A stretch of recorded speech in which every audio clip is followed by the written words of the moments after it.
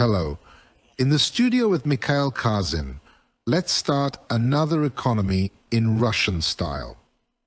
She is enlightened about the real reasons for various events that occur in the economic and geopolitical sphere. Undoubtedly, when the show reaches its conclusion, we will proceed to address modern issues, but it will be necessary to recount certain old stories in order to establish the origins of the current situation with clarity and precision. And let's start with stories from the early 80s. The current economic model of stimulating private demand through the state emerged in the early 1980s, marking a shift in the approach to driving economic growth and development. It was referred to as Reaganomics, despite the fact that it had been invented earlier. In the 70s.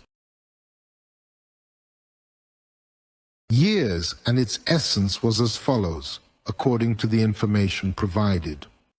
The fact is, in the 1970s in the United States of America, there was a recurrence of a crisis, the third crisis of capital efficiency decline, which resulted in a period of 10 years with no economic growth. In reality, there were two downturns.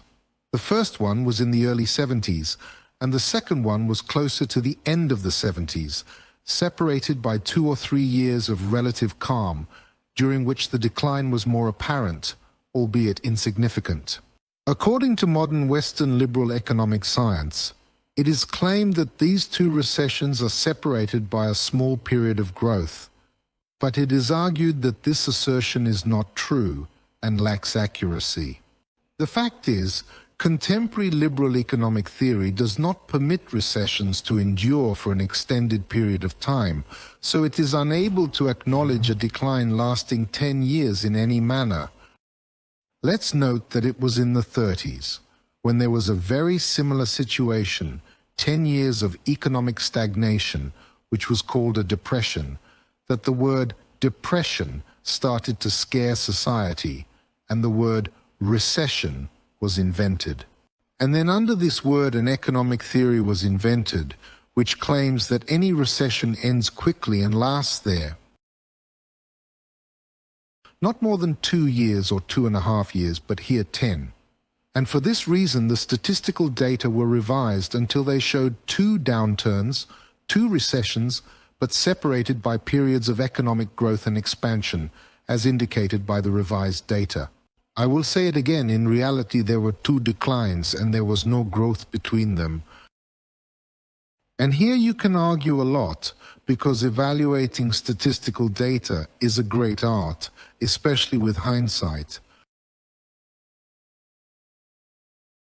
I used to work at the Statistics Institute, which was responsible for data in the USSR, known as the score of the Soviet Union, where I was employed. With my education, I am an expert in probability theory and mathematical statistics, so I have a comprehensive understanding of this situation and can provide valuable insights. How can you mix it up in this particular location? The data, while technically staying within the framework of those initial data that is, without engaging in direct falsification or any form of deliberate misrepresentation. But in reality, contemporary statistics does not truly participate in outright falsification. In the late 1970s, under the leadership of Paul Volcker, the head of the Federal Reserve System of the United States of America, a model was developed that could ensure economic growth. I've explained the core of this model several times in the so-called fairy tale about a washing machine. Those who would like to can easily type in the search engine a fairy tale relating to a washing machine. She goes into great detail about it, along with extensive commentary, in my book, Memories of the Future, Ideas of Modern Economics. So there, all this logic is described clearly. However, here's the important thing. For the first time in history, private citizens have been allowed to not pay their loans. In other words, You can only get the next loan if you pay off the previous one completely. The sole exception is a mortgage, and they were permitted to refinance their debt by the government. And an operational framework of perpetual debt refinancing was initiated, and concurrently, refinancing was executed with an unchanging augmentation in the magnitude of the provided loan, that is to say, an augmentation in the amount of debt. The end result of this was the 2008 crisis. During this time, the average debt of an American household has grown from around 60% of real disposable income to over 130%. At the same time, the cost of credit, the Federal Reserve's interest rate, dropped from 18% in 1980 to 1981 to zero in December 2008. Well, you see, the crisis in the autumn of 2008 occurred due to the fact that it became impossible to refinance the debt. It is not possible to have a negative interest rate, unlike the rates for deposits. And in this particular situation, actually, the whole picture is being presented. And now the question arises, and why didn't they comprehend the late 70s? What was the reason for their choice to opt for a scheme that had a limited time frame for implementation and action?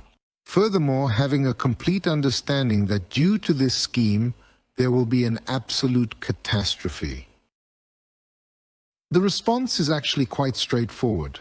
The matter at hand is that in the 1970s, the Soviet Union excelled and achieved remarkable success in the competition between the two systems.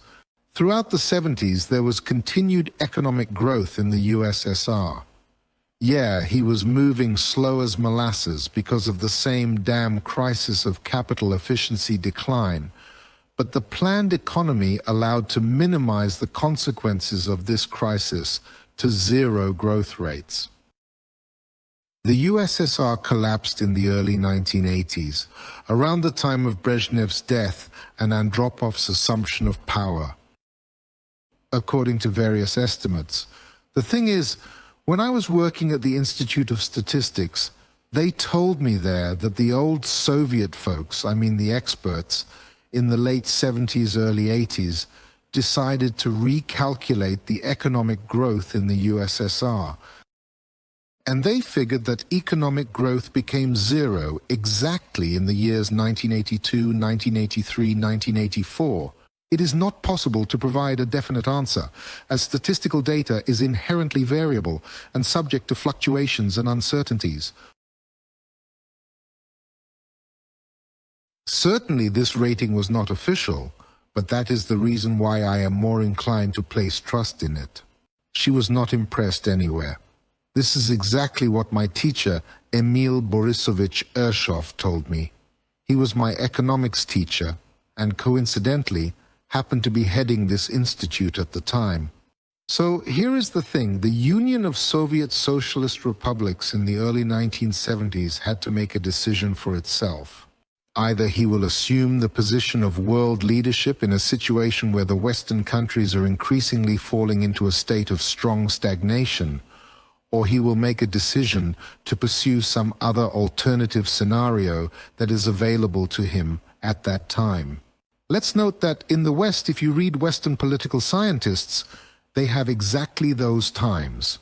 That is, the late 60s, early 70s, especially the 70s, because actually the crisis in the USA began precisely in the early 70s.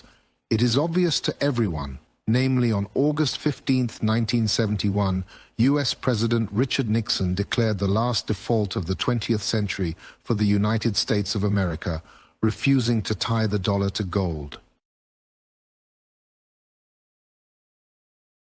The horror was so immense that they devised the notion of small incremental measures, the implication being that if the USSR were to progressively annex territories, taking minuscule steps, so minuscule that they would not provoke the onset of a nuclear war, then inevitably it would achieve global domination, sooner or later, encompassing the entire world in its grasp. So like it was this feeling, like everywhere in the western region of the country. And at that moment, the Union of Soviet Socialist Republics backed down. By the way, I want to draw your attention to a completely identical situation. In my opinion, it was Burns who said during his speech in Congress last week, he mentioned something about China chickening out or being afraid, which reflects the same logic that the leadership of the Soviet Union had. The Brezhnev Political Bureau, specifically the Middle Brezhnev Political Bureau with Kosygin and Podgorny and their respective teams, played a significant role in this. It is worth noting that Brezhnev consolidated his power in the Union of Soviet Socialist Republics in 1976, when Podgorny's team was expelled from the political bureau.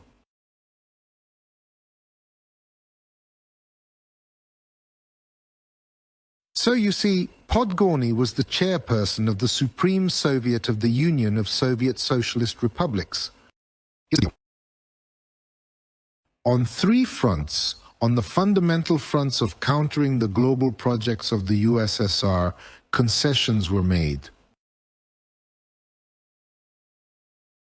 In terms of military and economic matters, the USSR and Nixon signed an agreement to limit strategic offensive weapons, which helped alleviate pressure on the American budget and contributed to a more stable geopolitical environment during that period of time.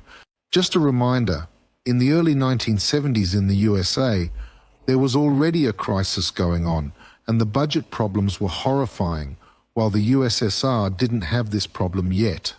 Second thing, in the midst of some serious issues in the Soviet oil market, the USSR entered the global oil market with Samotlor oil right after the oil crisis of the early 70s.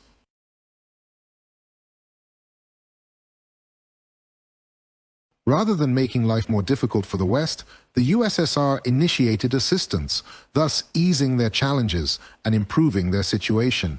And ultimately, in the year 1975, the ultimate action of the Helsinki Conference was signed in Helsinki, Finland, which encompassed the third humanitarian basket and marked the conclusion of the conference. The Soviet Union was relying on the assumption that the borders established after the war would remain unchanged, and they somewhat neglected the third humanitarian aspect. And it was there, essentially signing this basket, including with a Western understanding of human rights, that the USSR renounced ideological domination in the world, because it could be told, well, look, you signed it. Yes, of course, it was still possible to wriggle out with the interpretation of these human rights, but nevertheless, a fundamental mistake was made. And the USSR froze. Despite the fact that the official doctrine of the crisis of capitalism has not gone anywhere, socialism will undoubtedly prevail, because that is what is written in the scientific principles of Marxism, and so on and so forth. And so forth. No concrete steps towards world domination have been taken up until now. I understand. When I began to take an interest in this question, there was no understanding regarding the rationale behind making such a decision and why it was made. Today, I observe several reasons, and I would like to have a discussion about them at this very moment. The initial aspect was that the individuals constituting the Brezhnev Politburo, who were, in theory, fundamentally small scholars, held the belief that socialism would ultimately emerge victorious, regardless of the circumstances. So, whether you win quickly or move slowly, it does not matter. Sometimes you simply have to push things forward when you possess the resources that they do not have.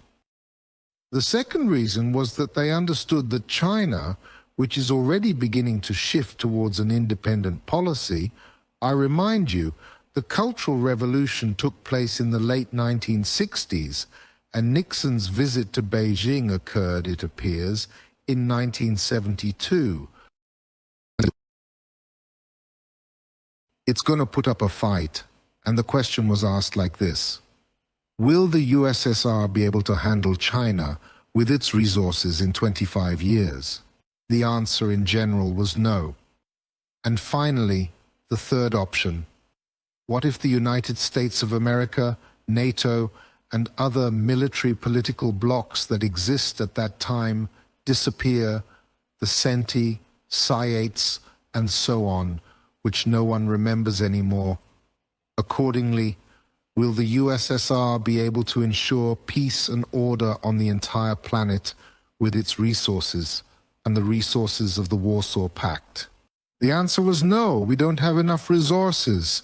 In logic, it's like you have to win first and then figure out. In political logic, the technocratic Brezhnev's Politburo didn't accept it.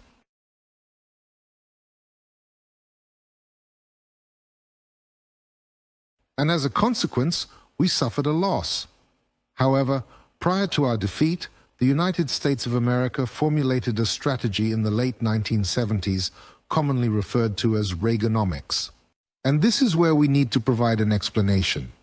Why did the United States of America embrace a concept that is clearly leading to a crisis in the present day? And for a simple reason: because at that time the main key objective was to liquidate the USSR in order to achieve the desired outcome.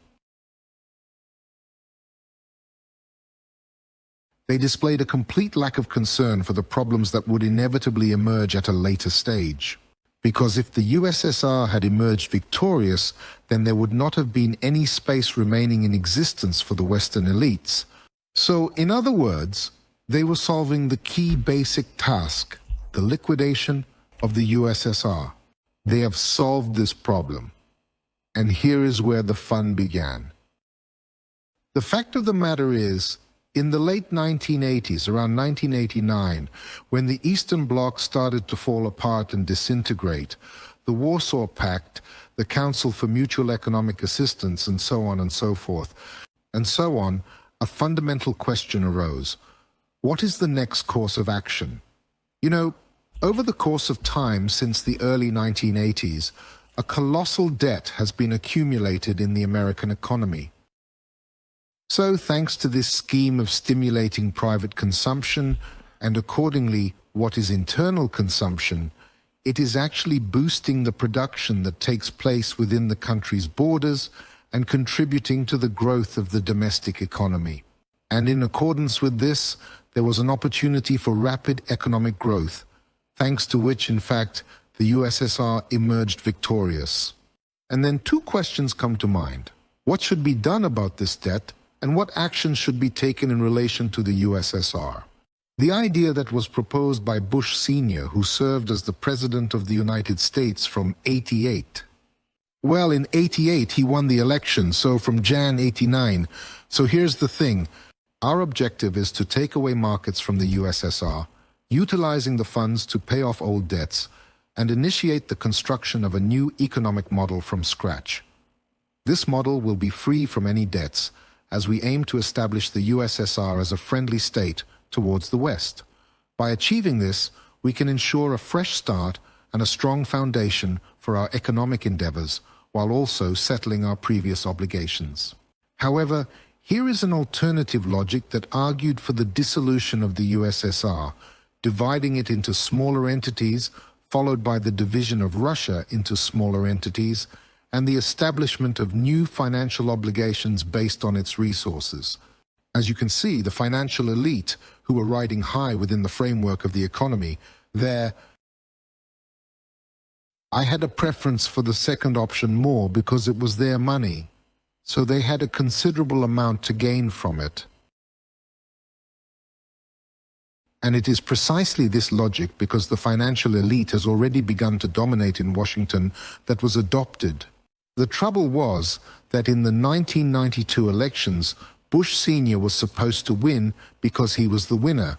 Since he only had one term, he could go for a second, and it had to be somehow. And by the way, a substantial portion of the population was in favor of it. Additionally, a highly ingenious plan was formulated to eliminate Carter, involving a hostage-taking scheme that was devised to... In the city of Tehran, similar to, in line with, in the year 1992, an extraordinary scheme was devised with the emergence of a third force that brought about significant changes. There is this individual named Ross Perot who was an even more conservative individual than George Bush Sr. And as a result, Ross Perot garnered a pretty hefty number of votes from the ultra-conservative crowd. The combined votes of Ross Perot and George Bush Sr. were significantly higher than Clinton's. He took a significant number of votes from Bush Sr., resulting in Clinton ending up in first place by surpassing all other candidates in the election. And as a consequence, the logic behind the decision to break up the remnants of the USSR has already started to grow in full swing, gaining momentum in a significant manner. By the way, it should be noted that numerous of the contemporary concepts of Eastern Europe actually originate from the fact that the existing elites in power are the individuals who arrived with Clinton.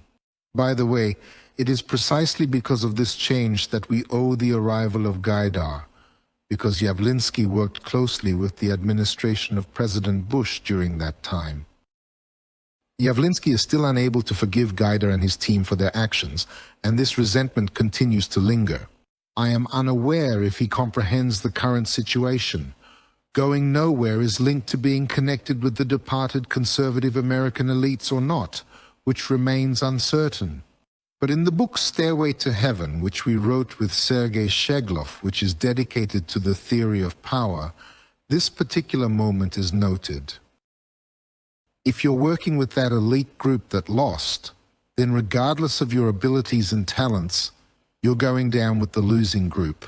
Now that is something. What a tragedy Yavlinsky has found himself in. It's truly unfortunate and quite distressing. Let's just say I am not referring to his personal skills or capabilities in this context. And Chubais, on the other hand, actually collaborated with the Clinton team. Just like Gaidar, they ascended and in general, overall, are still in a dominant position. It is as if they are not even the second, but rather the third reincarnation in the form of Siluanov, Nabiullina, Reshetnikov, Oreshkin, and all the other members of this liberal team. That is what I refer to at the moment, exclusively individuals who hold official positions, specifically those who, for example, are executives in the banking sector. Here is the identical hotshot from the identical team. So, well, we are currently heading back to our original location. So, in other words, the issues that were present in Russia during the 1990s as a result of widespread corruption and various other factors can be attributed directly to the rise of bankers to positions of influence in the United States of America. And at this moment, we are finally arriving at the most captivating section, namely the unfolding events that are taking place today. Logic today. Here is the key aspect that I've been explaining for a significant amount of time now, and it goes in the following manner, as I have emphasized repeatedly. In the USA, there has not been any mechanism discovered or implemented to achieve sustainable economic growth since the year 2008, which marks a significant period of time without substantial progress in this area. We are in search of resources to stimulate and enhance demand for our products and services as we aim to boost our business growth in the market. The situation prior to 2018 is in the book Memories of the Future. Reminder, it was released in 2019. And there, you see, it describes the idea of directly printing money until 2014, and then the robberies of developing countries. Reminder, 2014 year-end devaluation in December 2014, ruble crushed by half, central bank's operation under guidance of newly appointed Nabiullina, directed by IMF, similar operations conducted in other countries as well. So Nabiullina caused the ruble to collapse by half twice in her history.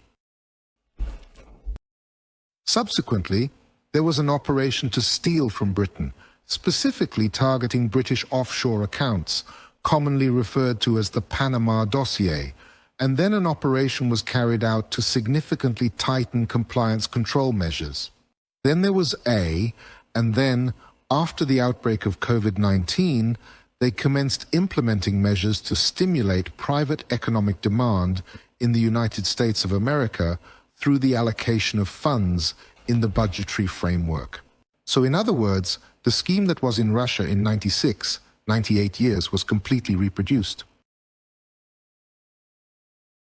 What was the outcome? It is widely recognized that the default occurred in the month of August. In the USA, I assure you, there won't be default. They don't print money, so there will be inflation. What? The USA depends on a strategic line of defense for its very existence, as the United States of America cannot survive without it. And they devised two concepts, which, by the way, are presently in effect concurrently, which is somewhat amusing and ironic at the same time. The first concept is all about green economy. The logic in it is very simple. They think. I'm not going to get into the details right now, because the actual model of capitalism described in the book Memories of the Future is way different from this perspective.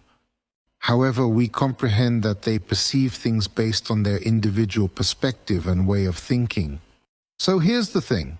They believed and still believe that the main problem that occurred to the global economy, well, to their economy, is related to the fact that while there was a colonial system, the mechanism of redistributing resources and profits in their favor was very efficient.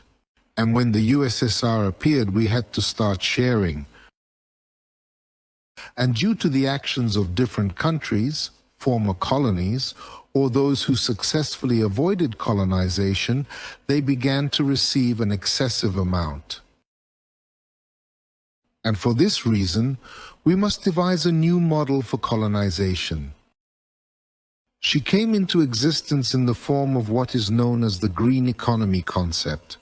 Then it was elaborated that climate change, which is unquestionably real, is the consequence of human activity, which is baseless, and as a result, it is imperative that we take measures to establish an economy that is completely free from harmful emissions.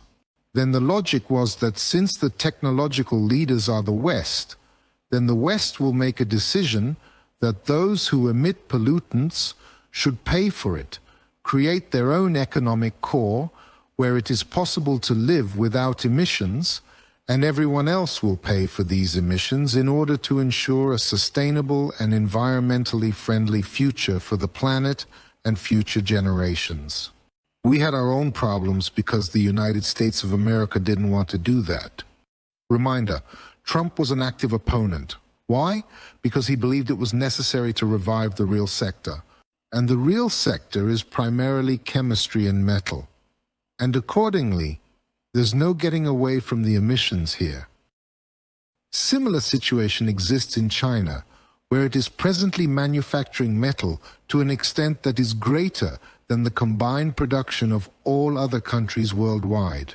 However, in spite of this, the program was launched and it gained tremendous popularity and widespread adoption in Europe, exceeding all expectations. I am not going to right now once again get into the nitty-gritty of why this program is not cutting it anymore.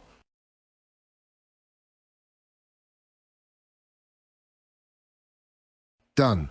I'll just say that despite everything, why are they so eager for this program when it's already clear to everyone that it's practically impossible to implement, because there is no other strategic line for gaining advantages for the entire West? In the United States of America, they've already figured out that this program is undoable. We will not even discuss the European Union. Those individuals are incredibly strange. That's why they came up with this thing. In the United States of America, they came up with a second program. It's an artificial intelligence program. However, first and foremost, it is a method to locate the focal point of capitalization. If we're printing money, then to avoid inflation, we need assets that skyrocket in price quickly, and I mean big assets. So the idea was to make artificial intelligence as big of a deal as the IT sector became, like the new economy in the 80s. And we truly observe a totally insane bubble in the domain of AI, artificial intelligence. Of course, this ain't the IT sector of the 80s, because artificial intelligence is concentrated in just a handful of companies. But the question is there any background behind this artificial intelligence? There is, actually. And it is constructed in this manner. So, what is the rationale behind requiring all of these individuals who are crossing the border from Mexico into the United States of America, a country located in North America? Where do we put them? The answer is really simple. The thing is, in the West, they realize that the winners will be those who can provide an intellectual product. However, the total number of individuals possessing intellectual creativity is limited. Moreover, in the Western world, there is a perception that this ability is primarily prevalent among individuals of white ethnicity. That is the reason why we need to encourage individuals of Caucasian descent to actively participate in this scientific and technological creativity. And instead, they are occupied with different types of odd jobs or involved in, well, all sorts of non-creative work, such as lawyers, those IT specialists at the bottom level, and so forth. They do not have the opportunity to engage in creative pursuits or explore their artistic talents due to the nature of their work. And that is the reason why the idea came up. We need to replace those workers like janitors and whatnot with immigrants who can perform the same tasks. This line is already going full throttle. And so, accordingly, non-creative workers, but white ones, need to be displaced through artificial intelligence. And as a result, there will be a pretty big layer of white people who are capable of creativity, who can be activated. And thanks to this, through the act of increasing the number of creative individuals, it will assist us in our endeavor to achieve victory in the global competition. Here's the background story behind the development of artificial intelligence technology. Unforgettable in the modern sense. He's definitely not the sharpest tool in the shed, but he can do such uncreative work. I am not going to comment at this moment on whether this program can be implemented or not, on whether it is successful or not. I think that's impossible. I have my own thoughts, but they're still pushing that line. I believe it is going to end soon because the bubble is going to burst, and there is simply no way this program can be funded on the scale that it needs in order to continue operating. However, at present, the logic is in a way that it draws in a large number of resources, prompting many sensible individuals to begin engaging in it. Well, you never know, and everything will eventually work out. We are starting and moving quickly. I will repeat, I do not believe in it, but there is a certain rationale behind it. And immediately it becomes evident where this program originated from. And now we ultimately arrive at the present, particularly at various geopolitical issues that emerge in the present day. The fact is, many individuals get the feeling that all the people there are asleep.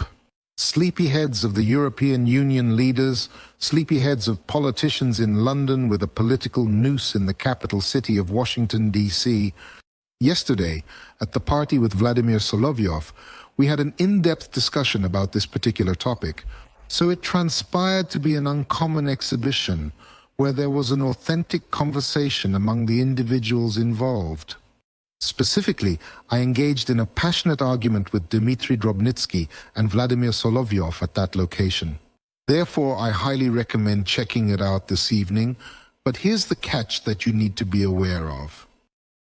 The thing is, the United States of America, every time you look at their actions, you got to look at their strategic plans. The USA always has a strategic plan. Maybe someday they will come to a situation like the late 80s in the USSR, when there is no plan at all, but today they have a plan. In the USA, there's a catastrophic situation with the real economy sector. It's a dire situation. She's falling. In reality, she's been falling since the fall of 21, but officially, they admitted in the middle of last year that they're going through de-industrialization. The latest data for the month of February shows a decrease of 6% in new orders, of new orders. This situation is getting dangerously close to a disaster. I need to urgently check out the data for March, as they will show up in the middle of April. To put it in perspective, this decline, -6%, is on an annual scale. Are these -6% similar to a random outlier, or is it more like a regular occurrence that happens frequently and can be expected? If not a coincidence, if this situation continues, it means deindustrialization is accelerating, and here we really need to take some, well, decisive actions. The result of a special military operation for the United States of America is to restore industry, the real sector, that is, to implement Trump's program, Make America Great Again, using the resources of the domestic market of the USA, is impossible. Because the population, through purchasing inexpensive products, including those from China, and investing in the American economy to stimulate domestic production, is unfeasible, as there is no one willing to do so, given that the population, even in their most extravagant fantasies and vivid recollections, will not purchase American goods, which will invariably be pricier than their Chinese counterparts. Plus, the Chinese have better quality because Americans have lost their competencies. They will have to spend quite a few years to recover them. In this situation, well, either we have to declare war on China, closing the markets for them, which is impossible. Therefore, the sole choice for contemporary American leadership is to acquire certain markets. And in order to bring the next operation into them, they should be producing cheap products instead of China, maybe a little more expensive than in China, selling them in the USA instead of Chinese ones, but at the same time using this money to buy not Chinese consumer goods, but to buy American ones. And theoretically, in such a role, Latin America in the 19th century and the beginning of the 20th century acted as the USA's counterpart. Today, this trick will not be successful. That is the reason. The issue is, in Latin America, individuals who engage in work do not receive compensation for their labor. They obtain it by means of creation. Among those who work and engage in selling outside the region, there are wealthy and influential individuals referred to as oligarchs, originating from different countries in the Latin American region. That is exactly how the social pyramid operates in the diverse and complex societies of Latin America. And for this reason, in order for these individuals in Latin America to have the ability to purchase American products, it is necessary. Essentially, they manufacture inexpensive, low-quality items, but they purchase pricier, high-quality goods from America using the profits they generate from producing inferior products. Question: in order for them to receive this money, which can be used for purchases, we need to eliminate the oligarchs. Once you remove the oligarchs in present-day Latin America, you are left with a multitude of quirky armies that add to the unique and complex dynamics of the region. Sure, you can manage it, but it will take time, and we must resolve the task promptly. Hence, the sole course of action is to consider Southeast Asia as the only viable option in this particular scenario. 600 million people, generally those who work, are the ones who get paid. No oligarchs, if they are, they're Chinese.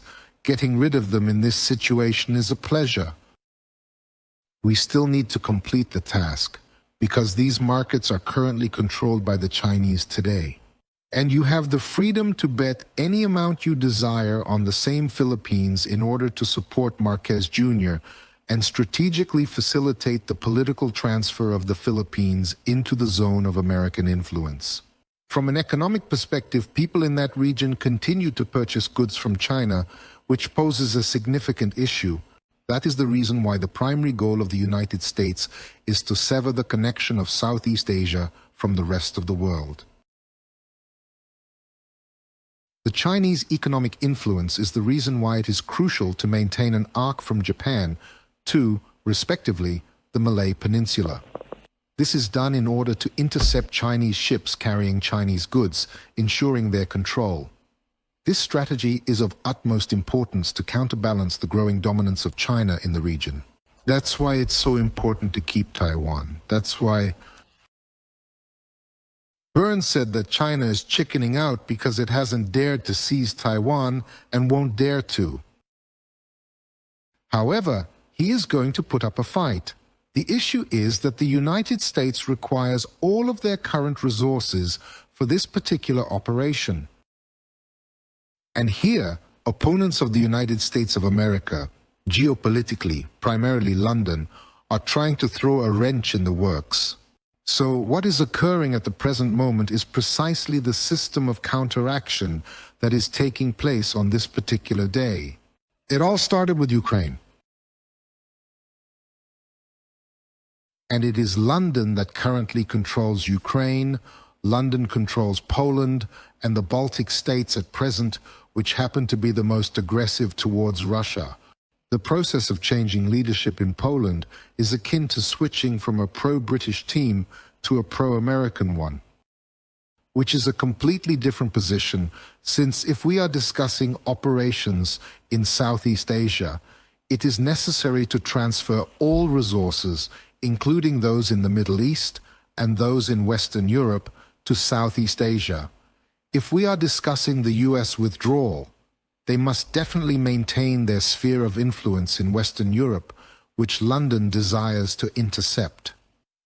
The most crucial resource is the one that holds the key to success in this strategic maneuver.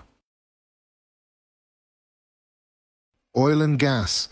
That is the reason why the United States of America severed all the routes, commencing from the Nord Stream and European gas pipelines to Western Europe, in order to ensure that there would not be any present. Cheap oil and gas, but Turkey remains the last resource for obtaining oil and gas.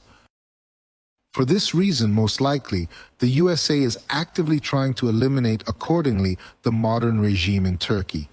We can observe that Turkey is facing more and more economic challenges, even though the economic institutions are run by Turkish individuals with a strong American background. And the main activity of Turkey, primarily in the Turkic direction in the east, is centered in London, who is actively pursuing an anti-American policy there. By the way, that's where the story with Armenia comes from, the appearance of the French there, because the appearance of the French there is an American line aimed not only at liquidation, but also at least at limiting the British agency. Nevertheless, Pashinyan continues to remain an entirely British project without any significant changes. Continuing our narrative, we now witness a highly classified British special operation unfolding in the volatile region of Gaza. Hamas was receiving training from instructors hailing from Britain. Furthermore, this is an additional aspect in which the United States of America has made substantial investments and holds a significant stake, because they cannot simply abandon Israel for the present time. Consequently, they are unable to carry out their planned transition strategy to Southeast Asia. Just so you know, if the United States of America doesn't start an operation in Southeast Asia by this summer, they'll probably have to step down, not only from their position as a global leader, which they're mostly just symbolically holding on to right now. They can't do a lot of things they used to be able to do, but they're basically falling out of the ranks of first-tier powers altogether. Due to the fact that they are currently experiencing a very unfavorable economic situation that is extremely challenging. Now have a look at this. When this operation, which Ukraine was supposed to carry out 3 days ago, the goal of this operation, it is surprisingly similar to the operation that Hamas did in Israel about 7 days ago. The resemblance between these two operations is striking, considering the timing and the nature of the objectives. October. Essentially, it was a special operation, highly probable that it was prepared by instructors from Britain who were most likely involved in its meticulous planning and precise execution. However, she achieved success there, whereas she did not obtain it here. I am of the inclination to believe that this is largely due to the fact that this particular operation was absolutely unprofitable for anyone except London, which happens to be the capital city of England. I don't know where the leaks came from. From London, from Kiev, and maybe even from Washington. But you yourself understand that in such operations which are prepared for many days and even weeks by the military, if there is even the slightest bit of information, then the full force of intelligence and counterintelligence begins to converge on this area. And then you can get all the information, so in other words, you can't hide anything. The only way to do it is to distract attention. If, accordingly, there was at least a minimal signal that you need to look here, then everything else is already clear. Therefore, to summarize, it can be stated that the geopolitical activity we are witnessing today is predominantly influenced by the China-London alliance. The primary objective of this alliance is to safeguard Chinese interests in Southeast Asia against rival factions. London plays a crucial role in preventing the United States from launching attacks on these interests, thereby ensuring the stability and security of the region. Russia is just sitting on the sidelines in this situation.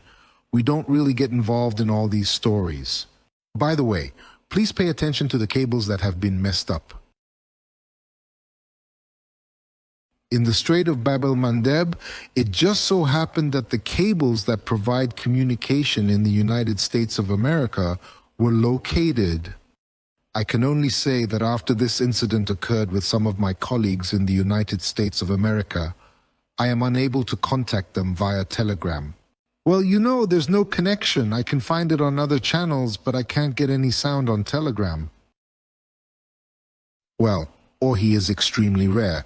There is likely traffic on other channels, but it is too busy, and as a result, the information becomes congested and gets clogged up. Here's a wonderful picture, you see.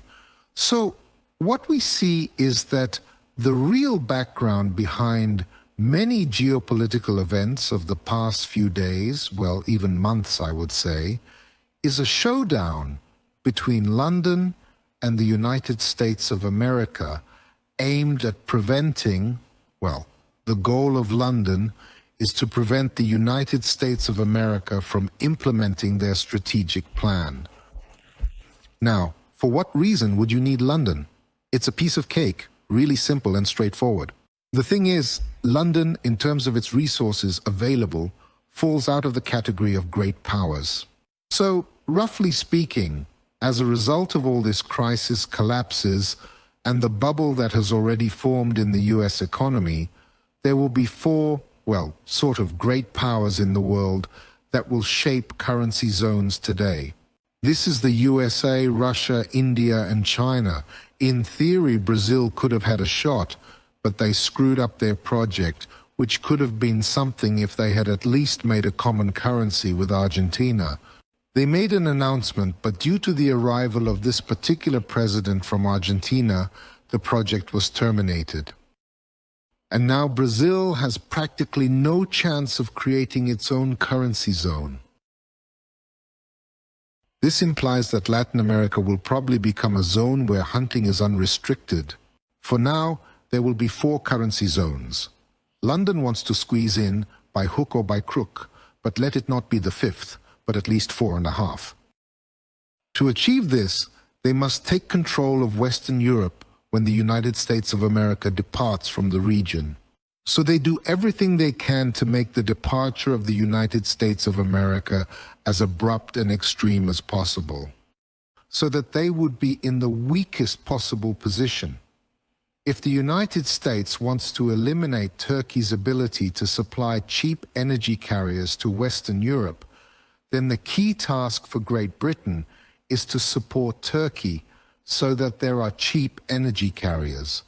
And then the dependence of Western Europe on the United States is effectively neutralized.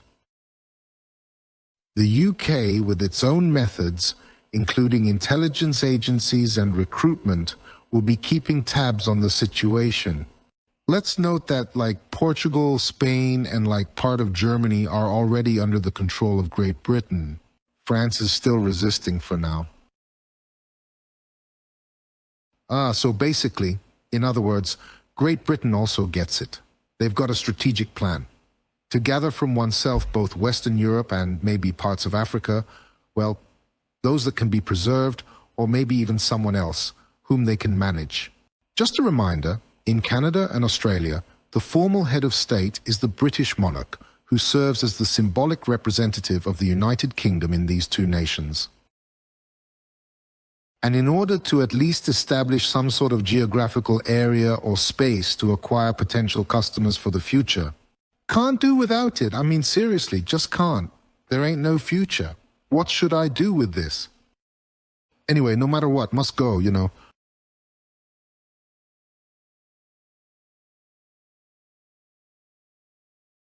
Let's note that there is another consequence of this here skirmish.